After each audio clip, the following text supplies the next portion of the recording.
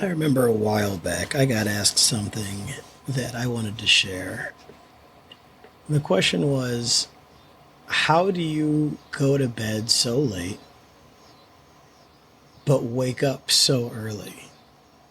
So, this dates back to a while. Back when I was a kid, I never really had trouble sleeping.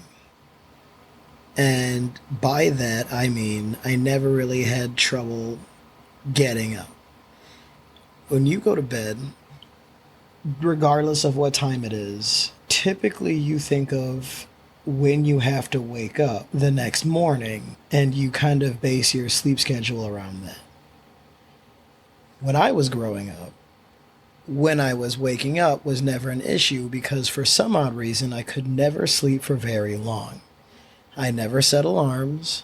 I never said, all right, I have to go to bed at 9 o'clock so that I can get up at 4 or something like that. I never had that problem.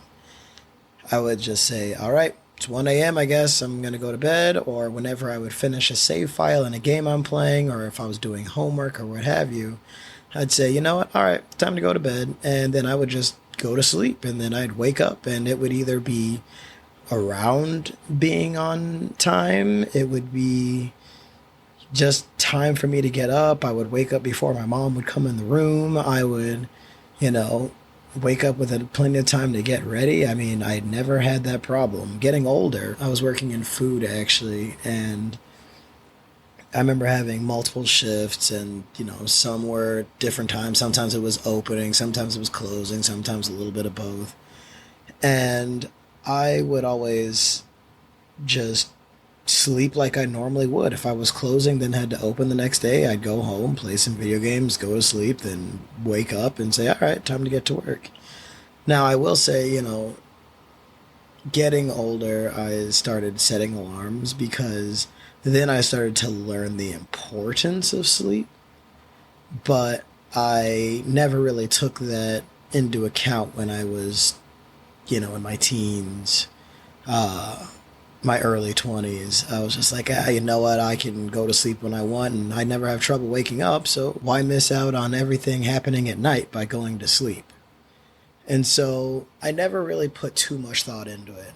But when I started getting into a health journey and I started my fitness goals, then I started to realize, wow, working out, working full time, and trying to maintain a healthy life balance is very difficult if there's no spacing in between. So that's kind of how I treat sleep. But that's not what this is about. What this is about is waking up. You have to get up and get in the shower. You have to get up and make breakfast. You have to get up and go to work, go to the gym, hang out with friends, get up to watch TV. I mean, you name it, right? And it all starts from getting out of bed. Now, that's not for everybody, but most of the time, getting out of bed is where the day starts. So, if you need an alarm, if you don't need an alarm, the best way to wake up is to simply just get out of bed. It doesn't matter if it's just to get up and go use the bathroom. It doesn't matter if it's to just get up and walk around, get a glass of water, but whatever you do, if it's time for you to get up, just get out of bed.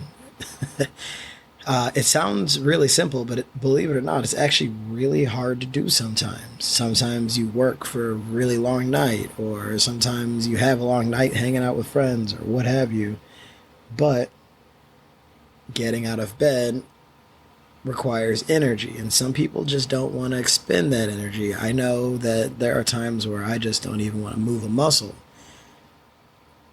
The other half of it, getting out of bed, is staying out of bed. Now, when you get up in the morning, you have to get out of bed. That's the first part. That's the hard part. You take your first steps. Then you have to not take those same number of steps and get back in the bed. You want to avoid that because once you get back into bed, your body starts to relax and say, you know what, 5 more minutes. Man, oh man, those are the sweetest 5 minutes you'll ever encounter. Unfortunately, when you sleep or go back to sleep or laying down or what have you, those 5 minutes turn into 15, 20 minutes, 2 hours, 6 days, and then you miss out on everything you were trying not to miss out on. So, one of the best things to do when you get out of bed is stretch. Stretch your arms, stretch your legs, then get down, 10 push ups, 10 sit ups. Doesn't matter who you are, do the best you can. Try your best to get to 10. 5 is acceptable, 1 is acceptable. Just try. And then you get up, and then you leave the room, whether it's to go get some water, you go shower, use the bathroom, start breakfast. Just get out and get moving. So, getting up is really important because your day starts. You have things to do. And the timing is also important. If you have to be at work at 8 a.m., you should be trying to get up at like 6 a.m., 5 a.m. If you're going to hang out with friends at 11 o'clock in the morning, you're going to breakfast, you're going to brunch, what have you, try to plan at least 3 to 4 hours in advance. This is why people get caught up in being late and barely making it, or sometimes you just don't have the energy to just go and do it because your day hasn't even started yet. How often have you made plans with your friends and said, you know what, let's all hang out in a couple hours, and then you guys actually do it? Well, that's because you're already up. Your engine's already running. You're saying, you know what, I could add this to my day. My day that's already started. Yeah, of course I can. It's easy that way. But when you are escaping the warm embrace of your pillows and sheets and covers, it's a lot harder to leave that and say, you know what, I'm going to go outside and do this. So for anybody struggling to get out of bed or struggling with waking up, and I think I'm going to have to do another episode or talk a little bit more about, what it means to be early or to be on time and what being late really does to people and all of that. But starting your day is the most important part of any routine that you can ever set up for yourself. Going to the gym or going to work, going to school, hanging out, even if it's starting a hobby. What I don't want to happen is to wake up one morning and say, you know what, my day can be pushed off a little bit further, because honestly, the further you go back and the further you push your day back, the harder it is to get your day started. Have you ever just slept and stayed in bed until like 1 p.m.? Once you get up, it's like, well, I don't really want to do anything else. Half my day's gone. But imagine if you had gotten up like 6 or 7 hours earlier. And first, I want to change the whole perspective of getting up in the morning, waking up. Opening your eyes is one thing. Getting out of bed and staying out of bed is a completely different thing. And we all need to start doing that and doing it a lot more consistently. It's really tough to do, but the worst thing you can do is get out of bed and stay out of bed for at least a couple hours. And if you decide to take a nap, which I also think is important, then do that. Back when I was in young adulthood, when I was going to college, I would sleep until I had maybe 20 minutes to get to class, or I had an hour before I had to start work. I was walking at the time, so a walk would take like 45 minutes to get there. And I would say, you know what, if I shower real quick, I can make it there. And that was good and well and all, but the problem was that it became a habit. And despite my other habits, playing video games, watching anime, hanging out with friends, just sitting alone in a room, staring at the wall, thinking, all of that stuff became cohesive, and it became a consistent pattern for me to stay up really late, get up really early, and it's not good. It wasn't healthy. So there's always going to be that perfect number of hours that you need to sleep to have a perfect night, or there's always going to be that sweet spot of waking up in the morning or getting out of bed in the morning and staying out of bed. There's always going to be that thing that people tell you, but it's really, the thing is that it's different per person. I'm the type of person that can go to bed at 1 a.m. and get up at 5 and say, you know what, I feel super refreshed. But I'm also the type of person that can go to bed at 9 and wake up at 3, then go back to bed at 3:30, then wake up at 7, then fall back asleep around 7:45, and then wake back up at like 11:30 and feel like I haven't slept in days. The longest time that I've slept, the longest amount of time that I can remember that I've slept at one sitting was probably about 10 hours. And that had to be the longest 10 hours of my life, but it was also extremely quick at the same time. When I woke up, I remember being super groggy. It felt like my eyelids were just shut. I couldn't get out of bed. I'm just like, what is going on? And then when I finally rolled out of bed, I'd be like, wow, I need a nap.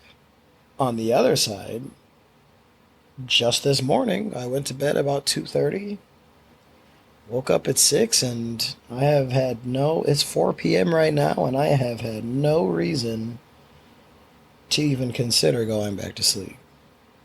So I think it really varies per person, varies on their sleeping patterns, their consistency with those sleeping patterns. And I think it's got a lot to do with your circadian rhythm,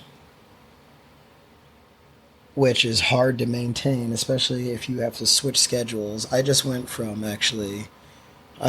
working a 1 p.m. to 10, 11 p.m. work schedule, Monday through Friday. And over the course of the weekend, I had to switch to working at 10 a.m. to 7 p.m. while maintaining a gym schedule. So when I was working 1 p.m. to 10 p.m., I would get up at 8:30, maybe 9, anywhere between 8:30 and 9:30, get up, go to the gym, come back home, eat breakfast, shower, get ready for work, and get to work by 1 p.m. And then I wouldn't get home until probably 11:30, 12 at night. But then, in 2 days, mind you, I had to switch it up, and I had to go from waking up at 9 o'clock to 5 o'clock, 5:30 really, and go to the gym, come back, make breakfast, get ready, go to work.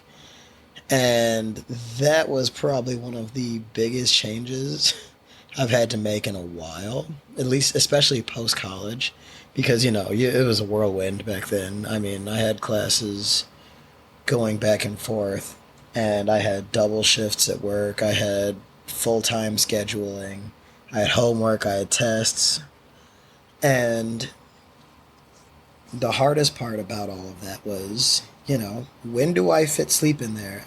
Didn't really care too much for sleep. I didn't really care to do it, but it was something that I had to do. Otherwise, I'd fall out. I would lose time. I would black out. And I know that that's unhealthy. So I would try to fix it. I would try to sleep an hour here, then see if I could fit in an hour here. Maybe go and try to find an empty classroom somewhere where I could knock out like maybe 45 minutes to an hour of sleep before another class started, and over time it's gotten a lot better. So the importance of waking up in the morning, getting up, getting out of bed, staying out of bed is something that is essential to everybody. And when I get asked, how do I do it? How do I wake up? And honestly, it's just as simple as getting up, getting out of bed, and then staying out of bed.